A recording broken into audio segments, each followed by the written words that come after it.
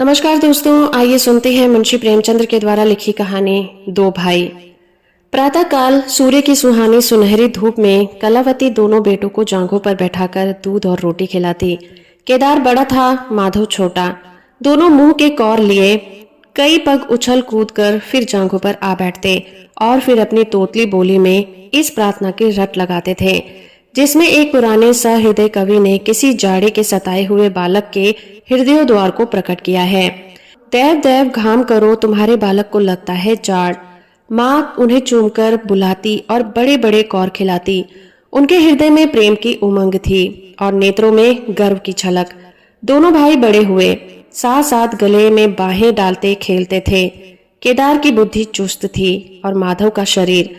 दोनों में इतना स्नेह था कि साथ साथ पाठशाला जाते, साथ साथ खाते और साथ साथ रहते थे। दोनों भाइयों का ब्याह हुआ। केदार की बहू चंपा अमित भाषणी और चंचला थी। माधव की बहू श्यामा सांवली सलोनी रूप राशि की खान थी। बड़ी ही मृदु भाषणी, बड़ी ही सुशीला और शांत स्वभावा थी। केदार चंपा पर मोहे और माधव श्यामा पर रीछे, परंतु कलावती का मन किसी से ना मिला। वो दोनों से प्रसन्न और दोनों से अप्रसन्न थी। उसकी शिक्षा दीक्षा का बहुत अंश इस व्यर्थ के प्रयत्न में व्यय होता था कि चंपा अपनी कार्यकुशलता का एक भाग श्यामा के शांत स्वभाव में बदल दे। दोनों भाई संतानवान हुए। हरा भरा वृक्ष खूब फैला और फलों से लद गया। कुत्सित वृक्ष में केवल एक फल दृष्टिगोचर हुआ, वह भी कुछ पीला सा मुरझाया हुआ, किंतु दोनों अप्रसन्न थे। माधव को धन संपत्ति की लालसा थी और केदार को संतान की अभिलाषा। भाग्य की इस कूटनीति ने धीरे धीरे द्वेष का रूप धारण कर लिया, जो स्वाभाविक था। श्यामा अपने लड़के को संवारने सुधारने में लगी रहती। उसे सिर उठाने की फुर्सत नहीं मिलती थी। बेचारी चंपा को चूल्हे में जलना और चक्की में पीसना पड़ता था। यह अनीति कभी कभी कटु शब्दों से निकल आती थी।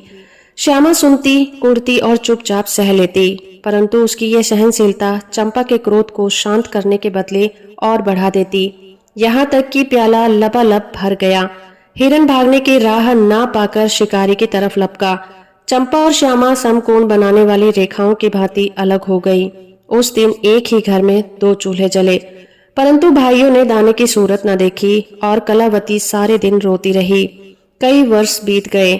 दोनों भाई जो किसी समय एक ही पालथी पर बैठते थे, एक ही थाली में खाते थे और एक ही छाती के दूध पीते थे, उन्हें अब एक घर में, एक गांव में रहना कठिन हो गया। परंतु कुल की शाख में बट्टा न लगे, इसलिए ईर्ष्या और द्वेष की धधकी हुई आग को राख के नीचे दबाने की व्यर्थ चेष्टा की जाती थी। उन लोगों में अब स्नेह नहीं था, केवल भाई के नाम की लाज थी। माँ भी जीवित थी, पर दोनों बेटों का वैमनस्य देखकर आंसू बहाया करती थी। हृदय में प्रेम था, पर नेत्रों में अभिमान नहीं था। कुसुम वही था, परंतु एक छटा न थी। दोनों भाई जब लड़के थे, तब एक को रोते देखकर दूसरा भी रोने लग जाता था। तब वो नादान, बेसमझ और भोले थे। आज एक को रोते हुए देखता है तो दूसरा हंसता और तालियां बजाता है। अब वो समझदार और बुद्धिमान हो गए थे। जब उन्हें अपने पराये की पहचान न थी, उस समय यदि कोई छेड़ने के लिए एक को अपने साथ ले जाने की धमकी देता तो दूसरा जमीन पर लौट जाता और उस आदमी का कुर्ता पकड़ लेता। अब यदि एक भाई को मृत्यु भी धमकाती तो दूसरे के नेत्रों से आंसू न आते। अब उन्हें अपने पराये की पहचान हो गई थी। बेचारे माधव की दशा शोचनीय थी। खर्च अधिक था और आमदनी कम, उस पर कुल मर्यादा का निर्वाह। हृदय चाहे रोए पर होठ हंसते रहे। हृदय चाहे मलिन हो पर कपड़े मैले न हो। 4 पुत्र थे, 4 पुत्रियां और आवश्यक वस्तुएं मोतियों के मोल। कुछ पाइयों की जमींदारी कहाँ तक संभालती। लड़कों का ब्याह अपने वश की बात थी, पर लड़कियों का विवाह कैसे टल सकता। 2 पाई जमीन पहली कन्या के विवाह में भेंट हो गया। उस पर भी बाराती बिना भात खाए आंगन से उठ गए। शेष दूसरी कन्या के विवाह में निकल गई। साल भर बाद तीसरी कन्या का विवाह हुआ। पेड़ पत्ते भी न बचे।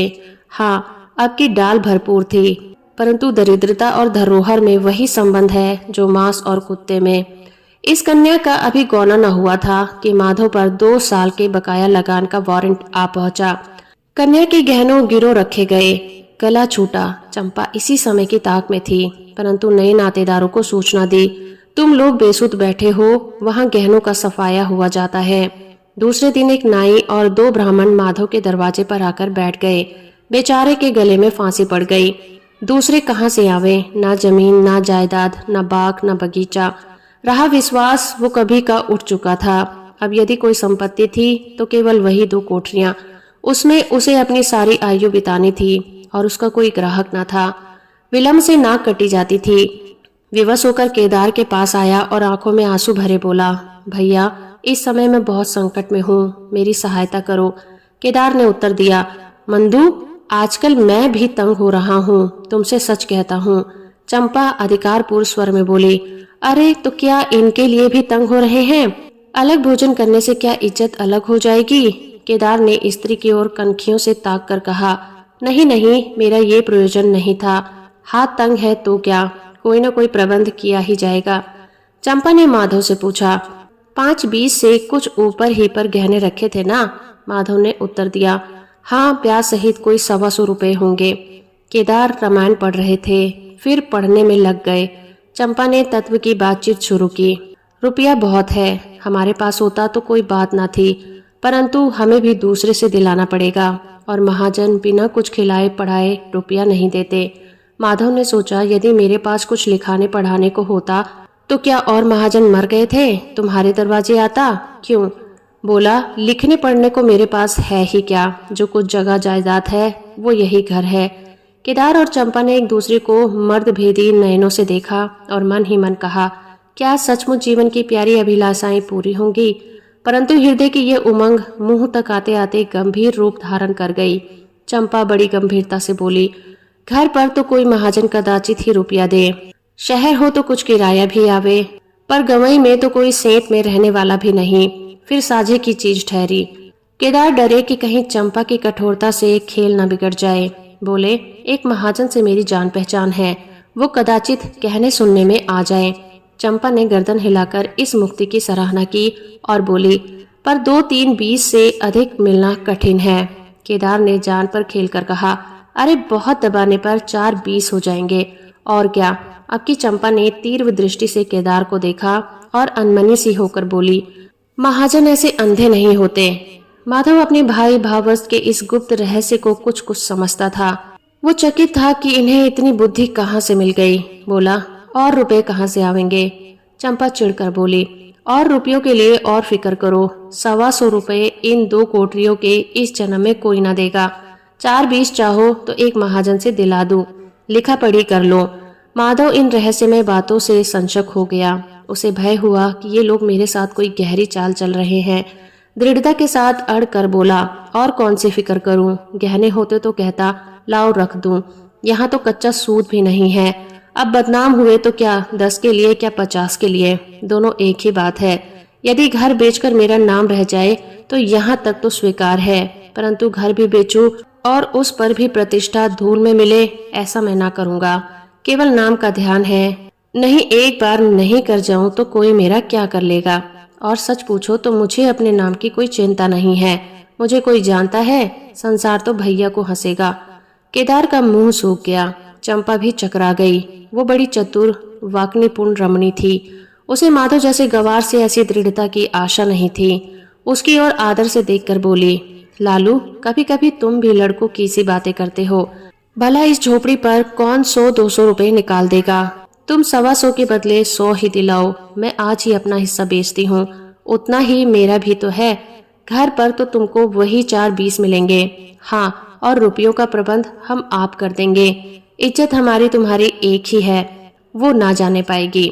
ये रुपया अलग खाते में चढ़ा लिया जाएगा। माधव की इच्छाएं पूरी हुई। उसने मैदान मार लिया। सोचने लगा, मुझे तो रुपयों से काम है, चाहे 1 नहीं 10 खाते में चढ़ा लो। रहा मकान, वो जीते जी नहीं छोड़ने का। प्रसन्न होकर चला गया। उसके जाने के बाद केदार और चंपा ने कपट भेष त्याग दिया और बड़ी देर तक एक दूसरे को कड़े सौदे का दोषी सिद्ध करने की चेष्टा करते रहे। अंत में मन को इस तरह संतोष दिया कि भोजन बहुत मधुर नहीं, किंतु भर कठौत तो है। हाँ, घर देखेंगे कि श्यामा रानी इस घर में कैसे राज करती है। केदार के दरवाजे पर 2 बैल खड़े हैं। इनमें कितनी संग शक्ति, कितनी मित्रता और कितना प्रेम है। दोनों एक ही जुए में चलते हैं। बस इनमें इतना ही नाता है। किंतु अभी कुछ ही दिन हुए जब इनमें एक चंपा के मैके मंगनी गया था तो दूसरे ने 3 दिन तक नाद में मुंह नहीं डाला था। परंतु शोक, एक गोद के खेले भाई, एक छाती में दूध पीने वाले आज बेगाने हो रहे हैं कि एक घर में रहना भी नहीं चाहते। प्रातः काल था। केदार के द्वार पर गांव के मुखिया और नंबरदार विराजमान थे। मुंशी दाता दयाल अभिमान से चारपाई पर बैठे रेहन का मसविदा तैयार करने में लगे हुए थे। बार बार कलम बनाते और बार बार खत रखते, पर खत की शान न सुधरती थी। केदार का मुखारविंद विकसित था और चंपा फूली नहीं समाती थी। माधव कुम्हलाया और म्लान था। मुखिया ने कहा, भाई ऐसा हित न भाई ऐसा शत्रु। केदार ने छोटे भाई की लाज रख ली। नंबरदार ने अनुमोदन किया, भाई हो तो ऐसा हो। मुख्तार ने कहा, भाई सपूतों का यही काम है। दाता दयाल ने पूछा, रेहन लिखने वाले का नाम? बड़े भाई बोले, माधव वल्द शिवदत्त। और लिखाने वाले का? केदार वल्द शिवदत्त। माधव ने बड़े भाई की ओर चकित होकर देखा। आंखें डबडबा आई। केदार उसकी ओर देख न सका। नंबरदार, मुखिया और मुख्तार भी विस्मित हुए। क्या केदार खुद ही रुपया दे रहा है? बातचीत तो किसी साहूकार की थी। जब घर ही में रुपया मौजूद है तो इस रेहन नामे की आवश्यकता ही क्या थी? भाई भाई में इतना अविश्वास! अरे राम राम, क्या माधव 80 रुपए का भी महंगा है? और यदि दबा ही बैठता तो क्या रुपए पानी में चले जाते? सभी की आंखें सैन द्वारा परस्पर बातें करने लगी, मानो आश्चर्य की अथाह नदी में नौकाएं डगमगाने लगी हों। श्यामा दरवाजे की चौखट पर खड़ी थी। वो सदा केदार की प्रतिष्ठा करती थी, परंतु आज लोक रीति ने उसे अपने जेठ को आड़े हाथों लेने से रोका। बूढ़ी अम्मा ने सुना तो सोनी नदी उमड़ आई। उसने एक बार आकाश की ओर देखा और माथा ठोक लिया। अब उसे उस दिन का स्मरण हो आया जब ऐसा ही सुहावना प्रभात था और 2 प्यारे प्यारे बच्चे उसकी गोद में बैठे हुए उछल कूद कर दूध रोटी खाते थे। उस समय माता के नेत्रों में कितना अभिमान था, हृदय में कितनी उमंग और कितना उत्साह। परंतु आज नयनों में लज्जा है और हृदय में शोक संताप। उसने पृथ्वी की ओर देखकर कातर स्वर में कहा, हे नारायण, क्या ऐसे पुत्रों को मेरी ही कोख से जन्म लेना था? तो दोस्तों, अभी आप सुन रहे थे मुंशी प्रेमचंद्र के द्वारा लिखी कहानी 2 भाई। आशा करती हूँ मेरा ये प्रयास और ये कहानी आपको अच्छी लगी होगी। वीडियो को लाइक और चैनल को सब्सक्राइब करना बिल्कुल मत भूलिएगा।